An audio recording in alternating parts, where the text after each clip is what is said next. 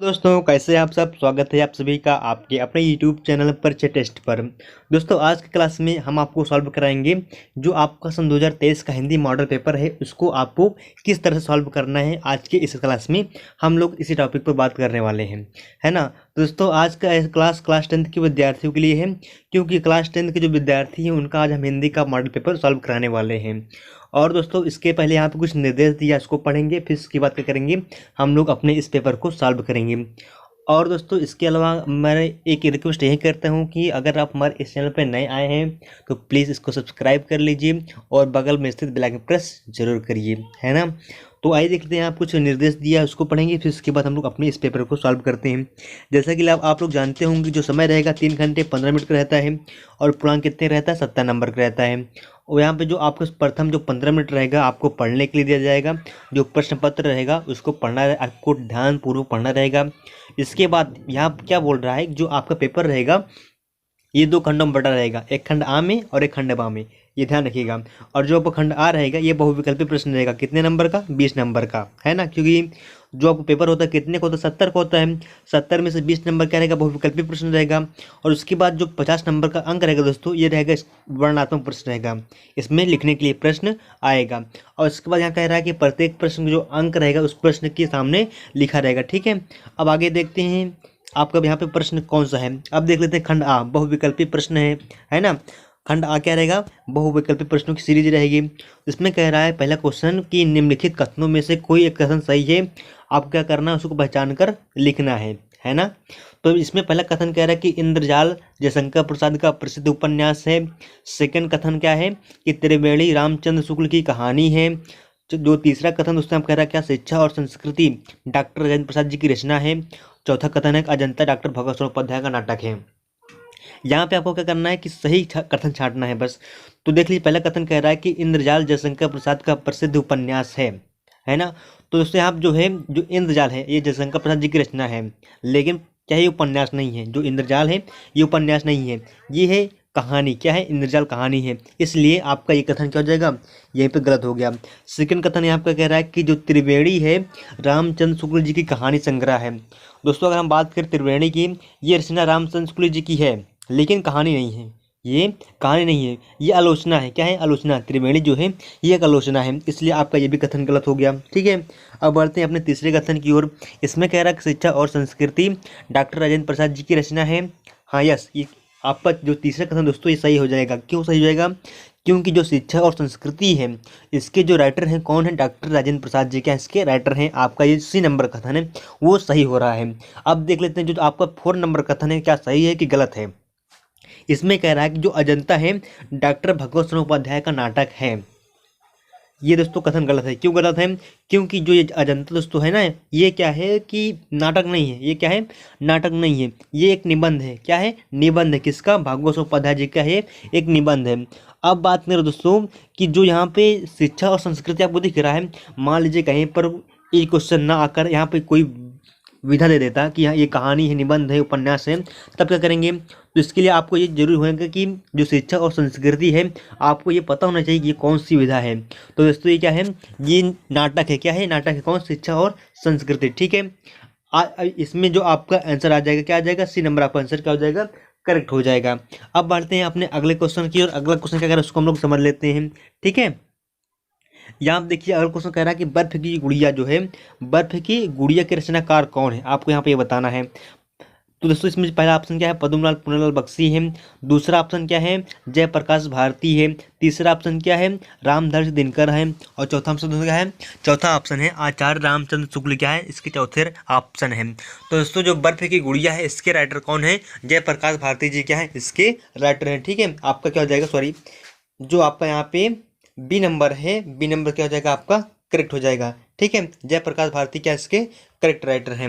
अब इसके बाद हम लोग अगला क्वेश्चन देखते हैं। अगला क्वेश्चन क्या है उसको हम लोग समझ लेते हैं। अगला क्वेश्चन कह रहा है क्या कि कोलकाता से पीकिंग, है ना। अगला क्वेश्चन आपका कौन सा है कि कोलकाता से पीकिंग किस विधा की रचना है। आपको यहाँ पे क्या बताना है, अब विधा बतानी है कि कौन सी, सॉरी किस विधा की रचना है जो कलकत्ता से पीकिंग है, ठीक है। तो पहला ऑप्शन यहाँ दिया क्या है, यात्रा वृत्तांत है, दूसरा ऑप्शन है रिपोर्टाज है, तीसरा ऑप्शन संस्मरण है, और चौथा ऑप्शन क्या दोस्तों, चौथा ऑप्शन है कहानी है। ठीक है, तो दोस्तों जो कलकत्ता से क्या है पीकिंग है, कलकत्ता से पीकिंग है, ये एक यात्रा वृत्तांत है। क्या है, यात्रा वृत्तांत है, यानी आपका ए नंबर आंसर सही हो जाएगा। ठीक है, अब आगे बढ़ते हैं। अगला क्वेश्चन कह रहा है कि खादी का अर्थशास्त्र, ये जो रचना दोस्तों आपको इसका राइटर बताना है। क्या बताना है, राइटर बताना है दोस्तों। इसका राइटर हो जाएंगे कौन, डॉक्टर राजेंद्र प्रसाद जी। क्या है इसके राइटर, किसके, खादी का अर्थशास्त्र। अगला क्वेश्चन यहाँ पर बोल रहा है कि जो कमायनी है, कौन सी है, कमायनी, ये महाकाव्य है। क्या है, महाकाव्य है। आपको बताना है इसके राइटर कौन है, किसके, कमायनी के। ठीक है दोस्तों, जिसके राइटर हैं किसके, कमायनी के, जयशंकर प्रसाद जी। कौन है, जयशंकर प्रसाद जी इसके राइटर हैं, किसके, कमायनी के। ठीक है, आपको आ गया। अब आगे बढ़ते हैं। अगला क्वेश्चन यहाँ कह रहा है कि अनामिका की रचयिता कौन है। जो अनामिका दोस्तों क्या है, एक कृति है, एक रचना का नाम है। आपको यहाँ पे ये बताना है जो अनामिका है इसके राइटर आखिर कौन है। दोस्तों जो इसके राइटर हैं निराला जी हैं। कौन है, निराला जी। अगर बात करें इनका फुल नेम की तो इनका पूरा नाम है सूर्यकांत त्रिपाठी निराला। किसका, निराला जी का। ठीक है, ये किसके राइटर हैं, अनामिका के। अब आगे बढ़ते हैं। अगला क्वेश्चन कह रहा है कि निम्नलिखित में से कौन जो है प्रयोगवादी कवि है। आपको यहाँ पे ये बताना है कि कौन सा इसमें कवि है जो प्रयोगवादी युग से संबंधित है। ठीक है, तो दोस्तों आपको यहाँ पे दिख रहा है कौन सा, सच्चिदानंद हीरानंद वात्स्यायन अज्ञेय। कौन है, सच्चिदानंद हीरानंद वात्स्यायन अज्ञेय जी क्या है, ये प्रगतिवादी युग के क्या है, ये कवि हैं। ठीक है, आपका क्या हो जाएगा, डी नंबर आंसर करेक्ट हो जाएगा। आगे बढ़ें। अगला क्वेश्चन कह रहा है कि प्रजा हितैषी जो समाचार पत्र है प्रजा हितैषी, इसको कौन निकाला था, इसका संपादक कौन किया था। तो इसका संपादन किया था राजा लक्ष्मण सिंह। कौन किया था, राजा लक्ष्मण सिंह क्या किया था, इसका संपादन कार्य किया था। अगला क्वेश्चन जो है आप कह रहा है दोस्तों, अगला क्वेश्चन है कि खग मृग हे मधुकर श्रेणी तुम देखी सीता मृग नयनी में कौन सा रस है। दोस्तों अब यहाँ क्या बताना आपको, इसमें आपको रस छांटना है, इसमें कौन सा रस है। ठीक है, तो अगर आपको इस जो यहाँ पे वाक्य दिख रहा है आपको कि खग मृग है मधुकर श्रेणी तुम देखी सीता मृग नयनी में, इसमें दोस्तों किस तरह का भाव निकल रहा है, करुण का। किसमें निकल रहा है, करुण का। और दोस्तों जो क्लास 10th के रस की सबसे बड़ी खासियत ये होती है कि इसमें आपसे केवल 2 रस पूछेगा बस, एक हास्य रस और एक करुण रस, बस इसके अलावा और कोई रस नहीं पूछने वाला है। तो दोस्तों इसमें है क्या कि जो आपका ये खग मृग है मधुकर श्रेणी तुम देखी सीता मृग नयनी, इसमें जो भाव निकल रहा है, किसका भाव निकल रहा है, करुण भाव निकल रहा है। यानी आपका जो बी नंबर आंसर क्या हो जाएगा, सही हो जाएगा। करुण रस आपका क्या हो जाएगा, आंसर करेक्ट हो जाएगा। अब बढ़ते हैं हम लोग आगे आगे कह रहा है क्या कि जहाँ किसी एक वस्तु की किसी दूसरी प्रसिद्ध वस्तु से क्या किया जाए, तुलना की जाती है या समानता बताई जाती है। किस आधार पर, गुणधर्म और रूप के कारण, गुणधर्म और रूप के आधार पर क्या की जाए, समानता या तुलना की जाती है। उसको कौन सा अलंकार कहते हैं, तो उसको बोलते हैं उसको क्या, उपमा अलंकार। क्या कहते हैं, उपमा अलंकार कहते हैं। जब किसी एक वस्तु की किसी दूसरी वस्तु से तुलना की जाती है या समानता बताई जाती है, वहाँ पे कौन सा अलंकार होता है, उपमा अलंकार होता है। ठीक है, अब आगे बढ़ते हैं। अगला कह रहा है कि रोला में कितनी मात्राओं पर यति होती है। अगर दोस्तों आप लोग छंद पढ़े होंगे तो वहाँ पे क्या आता है, रोला आता है ना। आपको बताना है कि जो रोला है, रोला में कितनी कितनी मात्राओं पर यति होती है, यानी पूर्ण विराम आता है। ठीक है दोस्तों, एक तो 11 मात्रा पर आती है और दूसरी कहाँ थी, 13 मात्रा पे। यानी आपका जो ए नंबर है आंसर कर जाएगा, सही हो जाएगा। अगला यहाँ कहना क्वेश्चन है क्या कि चर और अचर में कौन सा समास है। आपको क्या बताना है, जो चर है और अचर इसमें कौन समास है। दोस्तों इसमें हम आपको बता दें, इसमें द्वंद्व समास। कौन सा है, द्वंद्व समास है। और दोस्तों द्वंद्व समास की खासियत ये होती है कि दोनों प्रथम पद और उत्तर पद, जिसमें कौन चर है और अचर है। चर क्या है, प्रथम पद है, और अचर क्या है, उत्तर पद। दोनों पद क्या होते हैं, प्रधान होते हैं। अगर आपको ये नहीं समझाता, इसके लिए एक ट्रिक है। ट्रिक क्या है कि जो द्वंद्व समास होता है, द्वंद्व समास की सबसे बड़ी खासियत होती है कि इसके बीच में आपको या तो हाइपन देखने को मिल जाएगा चर और अचर के बीच, या तो आपको और से दोनों सेंटेंस जुड़े हुए दिखाई देंगे। और से दोनों जो वहाँ पे शब्द है, वर्ड है, आपस में जुड़े हुए दिखाई देंगे। ठीक है, जिसमें क्या है, चर और अचर है ना, किससे जुड़ा हुआ है, और से जुड़ा है। इसका मतलब आप समझ जाइए किसी का कौन समास है, द्वंद्व समास है। ठीक है, अब आगे बढ़ते हैं। अगला क्वेश्चन कह रहा है कि नेह का तत्सम रूप क्या होगा। जो नेह है दोस्तों, ये क्या है, एक तद्भव है। इसका तत्सम रूप क्या बनेगा, स्नेह। क्या बनेगा, स्नेह बनेगा। ये जो आपका ए नंबर दोस्तों क्या आंसर सही हो जाएगा, ए नंबर आपका आंसर क्या हो जाएगा, करेक्ट हो जाएगा। अब बढ़ते हैं हम लोग अपने अगले क्वेश्चन की ओर। अगला क्वेश्चन कह रहा है कि जो हिमांशु, सुधांशु, इंदु है, ये सब किसके पर्यायवाची शब्द हैं। आपको क्या बताना है, कि यहाँ पे आपको बताना है जो हिमांशु सुधांशु इन दो हैं ये किसके पर्यायवाची हैं। दोस्तों ये सब किसके हैं, चंद्रमा के पर्यायवाची शब्द हैं। ठीक है, किसके पर्यायवाची शब्द हैं, चंद्रमा के हैं। अब आगे बढ़ते हैं। अगला कह रहा है कि पुत्र का पर्यायवाची शब्द कौन सा है। पुत्र का पर्यायवाची शब्द दोस्तों इसमें से कौन सा है, सुत। कौन क्या दोस्तों, सुत मतलब होता है पुत्र होता है, और पुत्र के क्या हो जाएगा, पर्यायवाची हो जाएगा। और उसे हम जो सूत है, जो सूता है और तनिया है, इसका मतलब होता है क्या, पुत्री। क्या होता है, पुत्री होता है। आत्मजा में इसमें से क्या होता है, ये स्त्री का भाव करता है, यानी ये भी पुत्री होता है। ठीक है, तो इसका मतलब जो यहाँ पे शुद्ध हुआ, शुद्ध किसका पर्यायवाची हुआ, पुत्र का। ठीक है, अगला हम कह रहे हैं दोस्तों क्या, कि आद्यंतता में कौन सी संधि है। यहाँ दोस्तों होता क्या है, जो आद्यंतता है इसमें यण संधि क्या है, यण संधि है। यानी आपको यहाँ पे जो ए नंबर है आंसर क्या हो जाएगा, सही हो जाएगा। और दोस्तों जो आपका क्लास 10th है इसमें क्या होता है, केवल दो संधि पूछता है, एक यण और एक वृद्धि। कौन कौन सा, एक यण संधि पूछेगा आपसे, एक वृद्धि संधि पूछेगा, जिसमें आपको दोस्तों कटे अक्षर अधिकांश दोस्तों जो यण संधि होती है इसमें यण संधि की पहचान क्या होती है, आपको अधिकांश कटे अक्षर रहेगा, और कटे अक्षर के बाद क्या आएगा, या आ जाएगा। क्या आ जाएगा, या आ जाएगा। ठीक है, जैसे यहाँ क्या है, अद्यंतता है, द क्या है, आधा है, और या क्या है दोस्तों, इसके बाद या आ गया है ना, इसका मतलब यहाँ कौन संधि हो जाएगी, यण संधि हो जाएगा। ठीक है, अब आगे देखते हैं। अगला कह रहा है कि प्रत्युपकारा में कौन सी संधि है। तो यहाँ पर आप लोग समझ रहे होंगे, यहाँ पे आधाता आया है, कटे अक्षर आ गया, फिर इसके बाद क्या आया, या आया। इसका मतलब कौन सी संधि हो जाएगी, ये संधि हो जाएगी यण संधि। आपका क्या हो जाएगा, बी नंबर आंसर करेक्ट हो जाएगा। ठीक है, अब आगे बढ़ें। अगला क्वेश्चन समझ रहे हैं यहाँ पे। अगला कह रहा है कि नदीसु जो है, आपको बताना है नदीसु में ये किस विभक्ति का है और ये कौन सा वचन का है। ठीक है, अगर आप दोस्तों नदी का रूप याद किए होंगे, अगर आपको नहीं याद है तो मैंने उसके लिंक आपको डिस्क्रिप्शन बॉक्स में दी, आप वहाँ पर जाकर उसको देख सकते हैं कि जो नदीसु का रूप होता है किस तरह से इसका निर्माण होता है, किस तरह से ये बनता चला जाता है। ठीक है, यहाँ कह रहा है कि जो नदीसु है किस विभक्ति एवं वचन का रूप है। तो दोस्तों जो नदीसु है ये क्या है, सप्तमी विभक्ति है। क्या है, सप्तमी विभक्ति है, और बहुवचन क्या है, बहुवचन है। यानी आपका ए नंबर आंसर क्या हो जाएगा, सही हो जाएगा। ए नंबर आपका आंसर सही हो जाएगा। ठीक है, ध्यान रखिएगा। अगला कह रहा है कि जो हसतु है, इस शब्द में क्या बताना है कि जो हस धातु है किस लकार का रूप है। जो हसतु दोस्तों यहाँ बना है, क्या बना है, हसतु ये शब्द जो बना है किस धातु में, सॉरी हंस धातु का है, और ये किस लकार का रूप है आपको जो बताना है। तो दोस्तों ये क्या है, लोट लकार किसका है, हसतु हसता हसंती, है ना, इसी तरह बनता है। तो हसतु दोस्तों क्या है, हसतु ये लोट लकार का रूप है। अब आगे बढ़ते हैं। अगला क्वेश्चन कह रहा है कि जो अपठत है ये किस लकार का रूप है। जो अपठत है ये किस लकार का रूप है दोस्तों, आपको यहाँ पे बताना है ना।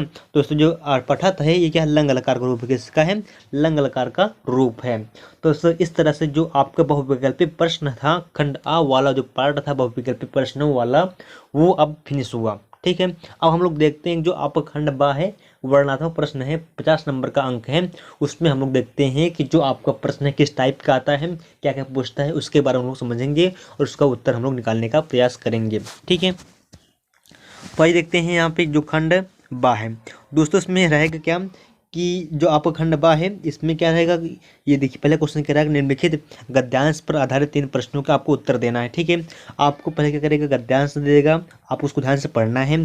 पढ़ने के बाद जो आपको एक नीचे 3 क्वेश्चन देगा, क्या करेगा, 3 क्वेश्चन देगा, आपको उसको क्या करना है, सॉल्व करना है। ठीक है, तो आइए देखते हैं आप क्वेश्चन क्या दिया, उसको हम लोग समझ लेते हैं। इसको आपको गद्यांश को पढ़ना है। ठीक है, क्या करना है, उसके बाद इसका जो आपको यहाँ आंसर दिया उसको देना है। पहला यहाँ कह रहा है कि उपयुक्त जो अनवरत गद्यांश है आपको क्या करना है, उसका संदर्भ लिखना है। दोस्तों क्या करना है कि अगर किसी भी क्या करना है कि आपको गद्यांश का कोई भी संदर्भ लिखना है तो सर्वप्रथम आपको ये पता होना चाहिए कि कौन जो गद्यांश यहाँ पर लिया गया है किस चैप्टर से लिया गया है और इसके राइटर कौन है। ठीक है दोस्तों, इसके लिए होता क्या है कि आपको बहुत ध्यानपूर्वक बुक को पढ़ना है और पढ़ने के बाद आपको क्या करना है कि उसको माइंड के अंदर सेट करना है।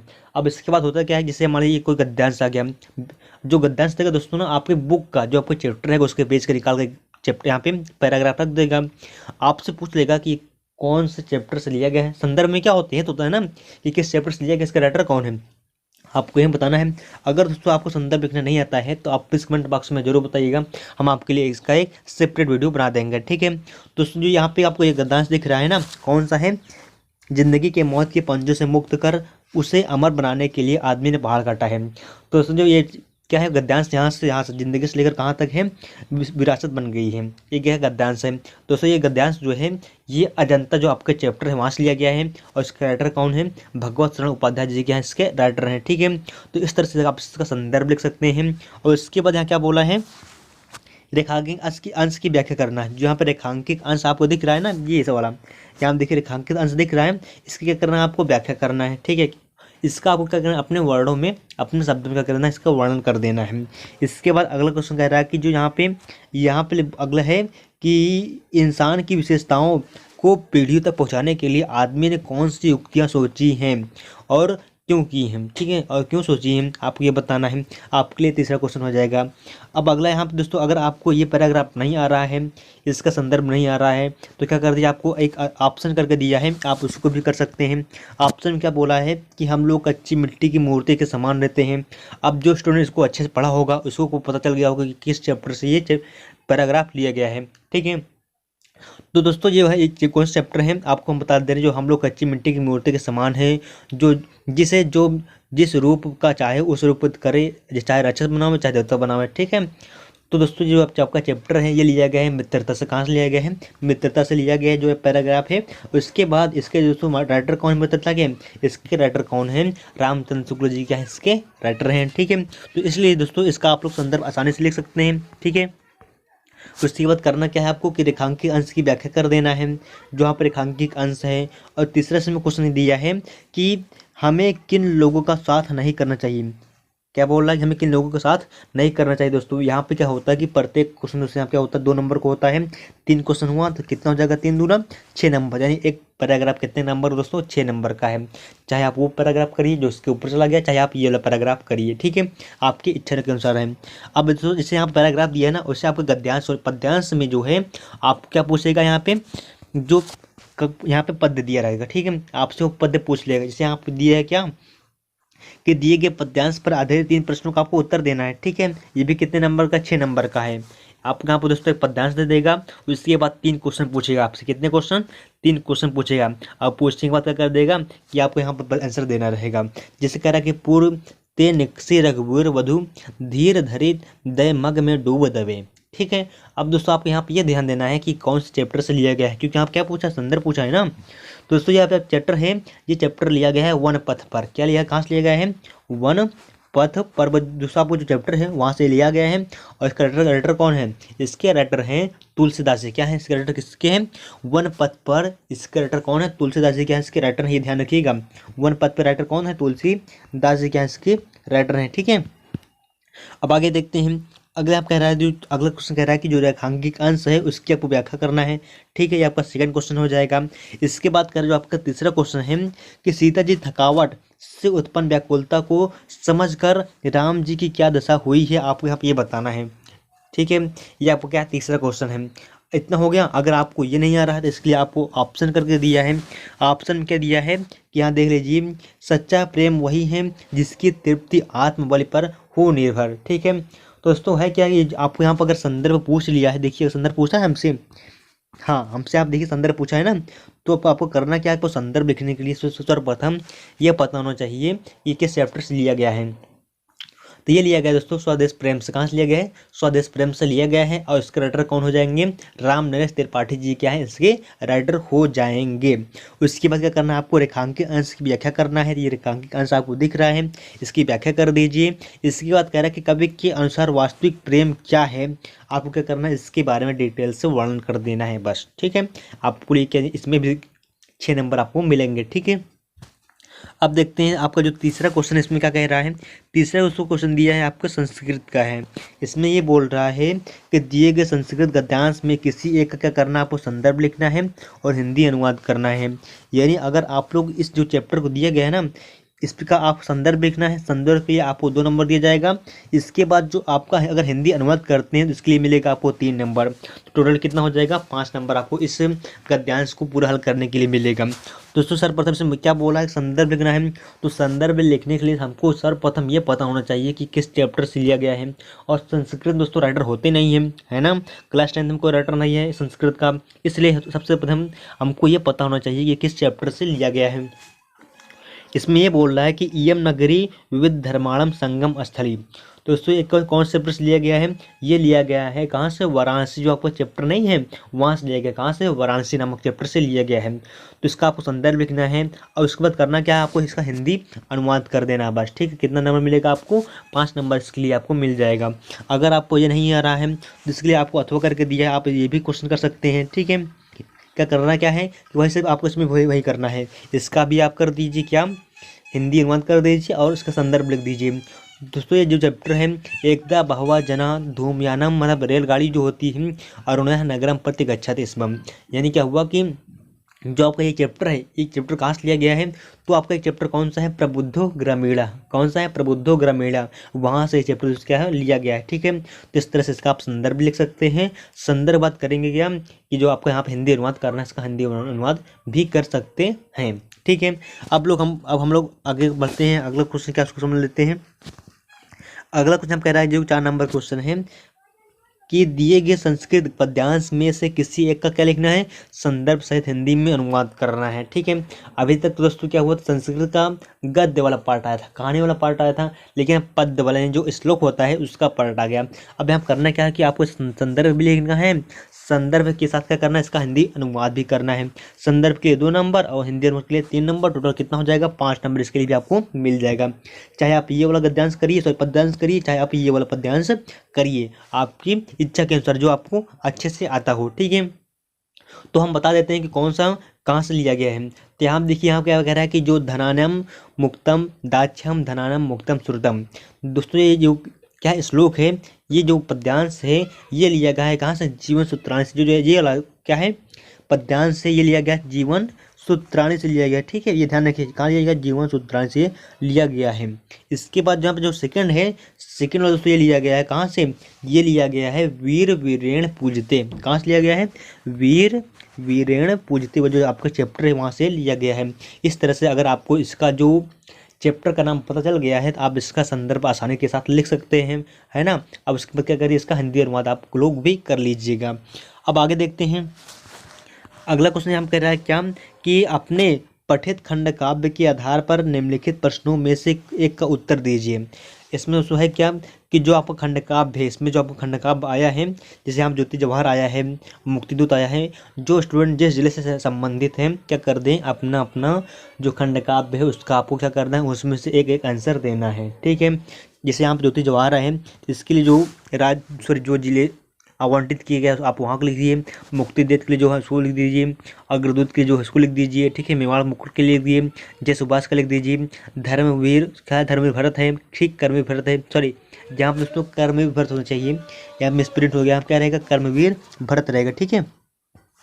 अब इसके बाद क्या है, तुमुल है, तुमुल खंड काव्य है, मातृभूमि है, कर्ण है, ठीक है। इस तरह से क्या था कि आपके खंड काव्य थे और प्रत्येक जिले के लिए अलग अलग यहाँ पे दिया गया है, आप क्या करिए उसका आंसर दे दीजिए। अब दोस्तों आपको 6वां नंबर क्वेश्चन है, यहाँ पे कह रहा है कि दिए गए लेखकों में से किसी एक का क्या करना है, जीवन परिचय लिखना है और उसकी एक रचना भी लिखना है, ठीक है। जैसे यहाँ पे दिया कौन कौन से लेखक यहाँ देख लीजिए, यहाँ कह रहा है कि दिए गए लेखकों में किसी एक क्या करना है, जीवन परिचय लिखना है, उसकी एक रचना भी आपको लिखनी है।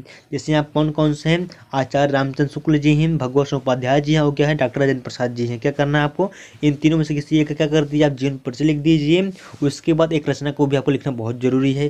क्यों जरूरी है, क्योंकि दोस्तों अगर आप किसी भी लेखक का इसमें जीवन परिचय लिखते हैं तो उसके लिए आपको केवल मिलेगा 3 नंबर। अगर आप उसकी एक रचना लिख देंगे तो उसके लिए मिलेगा आपको कितने नंबर, 2 नंबर। तो टोटल कितना हो जाएगा, 5 नंबर आपको मिल जाएगा। इसका सॉरी नंबर आपको 5 नंबर भी यहाँ पे मिल जाएगा, ठीक है।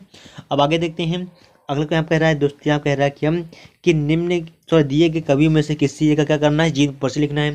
दोस्तों जो इसके ऊपर आया था वो गद्य के लिए था, किसके लिए था, गद्य के लिए। अब यहाँ पर आ गया किसके लिए, पद्य के लिए आ गया है ना।